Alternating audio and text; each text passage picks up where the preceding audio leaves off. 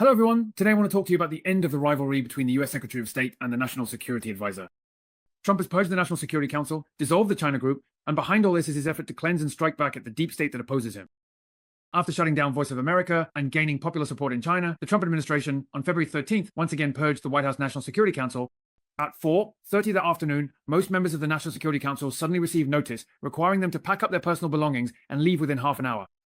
The scene was extremely chaotic for a while, and some of those laid off even broke down in tears on the spot. Those dismissed included all members of the China Group, which specifically focused on China. For China, this was yet another event that greatly boosted morale. Previously, after the former US National Security Advisor to the White House National Security Council, Waltz, was dismissed due to the group chat leak incident, the National Security Council was temporarily overseen by Secretary of State Rubio. Officials from the Trump administration had already hinted that a major purge was coming to the National Security Council. Rubio has finally taken action. When Trump first took office, the National Security Council once had about 300 staff members, but that number was quickly reduced to 150. Now, Rubio has further cut the National Security Council staff down to about 50 to 60 people, effectively placing it entirely under the control of the State Department. In American history, there has often been intense rivalry between the State Department, controlled by the Secretary of State, and the White House National Security Council, overseen by the National Security Advisor. In the 1970s, Henry Kissinger, who served as National Security Advisor, was completely at odds with then Secretary of State William Rogers. But at that time, President Nixon trusted Kissinger more, so important missions like the secret visit to China were all handled by Kissinger. That's why, when people talk about the key figures behind the establishment of diplomatic relations between China and the US, many only remember Kissinger, and no one mentions Rogers. Many people in the current US National Security Council are loyal to Waltz, and now that Rubio, his longtime rival, is at the helm, it's only natural that he doesn't look favorably upon the council. So his move to drastically downsize the National Security Council is hardly surprising. But if we simply see the US targeting the National Security Council as just a result of Rubio's power struggle, that would be an oversimplification. There is a strong influence of Trump behind this move. The real purpose is to prevent the National Security Council from being controlled by the deep state. A related official WeChat account of the mainland's Political and Legal Affairs Commission also published a commentary article titled, "Will the US National Security Council also become a homeless dog?" It analyzed the power struggles behind the scenes in American politics. The US National Security Council, a powerful organization with influence across the government, was established in 1947. Its members include the President, Vice President, Secretary of State, Secretary of Defense, Chairman of the Joint Chiefs of Staff, and other officials designated by the President. The National Security Council's day-to-day staff mainly consists of policy experts, seconded from the State Department, the Department of Defense, and intelligence agencies. It is the core institution for formulating US national security policy, with functions that include providing strategic advice to the President, coordinating across departments, and participating in major national security decisions. The National Security Advisor is responsible for the daily operations of the National Security Council. This position is sometimes also translated as National Security Affairs Assistant, but in fact, both refer to the same person. The National Security Advisor is appointed directly by the President without the need for congressional approval, and the extent of their power depends on the President's trust. The person who served the longest in this position was Henry Kissinger, who held the post for nearly 7 years. If the US National Security Advisor gains the President's trust, their power can surpass even that of the Secretary of State. But without that trust, the role can become insignificant. During Biden's presidency, it was rumored that he placed greater trust in National Security Advisor Sullivan and did not rely as much on Secretary of State Blinken. As a result, Wang Yi, who is then the more senior director of the Central Foreign Affairs Office, often held talks with National Security Advisor Sullivan rather than with Blinken. However, Trump never trusted his national security advisors, and his conflicts with the National Security Council have a long history. During his first term, he replaced 4 national security advisors. In 2019, during the Trump-Zelensky phone call scandal, intelligence personnel revealed that then-President Trump repeatedly pressured the Ukrainian government between May and August 2019, urging Zelensky over the phone to investigate Democratic candidate Biden and his son, Hunter Biden. The key evidence in the incident was provided by Alexander Vindman, who was then the Director for European Affairs at the National Security Council. Although Trump ultimately managed to survive the ordeal, his feud with the National Security Council was finally cemented. From then on, the idea that the National Security Council was part of the so-called deep state became a deeply rooted obsession for Trump. He believed the deep state was constantly trying to oust him, and that these people were embedded within the National Security Council. When Trump began his second term, the National Security Council became one of the key targets of his reforms. However, this round of reform was not a Massa-style streamlining for efficiency, but rather a dazzling series of combined moves aimed at reclaiming the deep state's control over US foreign and national security policy. On January 20th of this year, the very first day of Trump's second term, the White House issued a presidential national security memorandum, making major adjustments to the organizational structure, division of responsibilities, and decision-making processes of the National Security Council and its subordinate committees. These adjustments demonstrate Trump's determination to reduce the power of the National Security Council. First, he restructured the authority of the National Security Council, stripping the National Security Advisor of the Homeland Security decision-making power that originally belonged to the NSC and transferring it to the Homeland Security system led by Homeland Security Advisor Stephen Miller. Illegal immigration and Homeland Security are key parts of the Trump administration's agenda, so the NSC's loss of this authority is a major blow to it. Second, he reorganized the personnel of the National Security Council.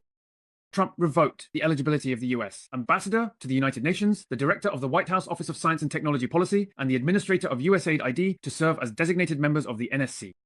At the same time, Trump elevated the COVID-19 response official to a statutory member of the NSC. In addition, the decision-making model of the NSC was also completely overhauled. Previously, the NSC would submit policy recommendations to the president from the bottom up at the end of the process. Now, Trump has changed it to a top-down command system.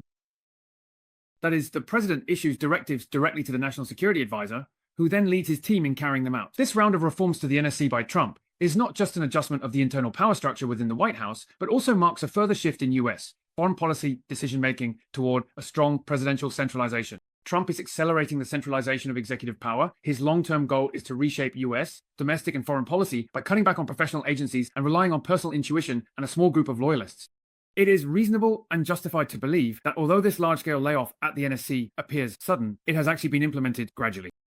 After Trump began his second term, he appointed Mike Waltz, who was unwaveringly loyal to him as National Security Advisor. One of Waltz's key responsibilities is to implement Trump's reform agenda. On April 47, 2024, when Waltz was still a congressman, he held a bag of metal parts during a congressional hearing and questioned US Air Force Secretary Kendall, why did these parts, which cost only $100 on the market, have a military procurement price as high as $90,000. This incident made him an overnight sensation and also caught Trump's attention. After Trump returned to the White House, he appointed Waltz as National Security Advisor. Under Waltz's leadership, the more than 300 staff members of the National Security Council were quickly reduced to 150. However, Waltz himself also ran into trouble. On March 14, he was involved in the sensational group chat leak incident. In addition, since Waltz is a traditional Republican hawk who advocates for the United States to demonstrate hard power globally, including taking a more proactive military stance toward Ukraine, Asia, and Iran, and has maintained close contact with Netanyahu and his associates, among other things, this led to conflicts between Waltz and several senior White House officials. After that, Trump took matters into his own hands. In early April, acting on the advice of far-right activist Laura Loomer, he fired several National Security Council staff members, including NSA Director Hoff and Deputy Director Brin. In addition, he also dismissed the heads of various major departments, including Senior Intelligence Director Walsh. On May honest, Trump finally sent Waltz away as well, assigning him to the United Nations for important duties. Old Burgo began to concurrently serve as National Security Advisor.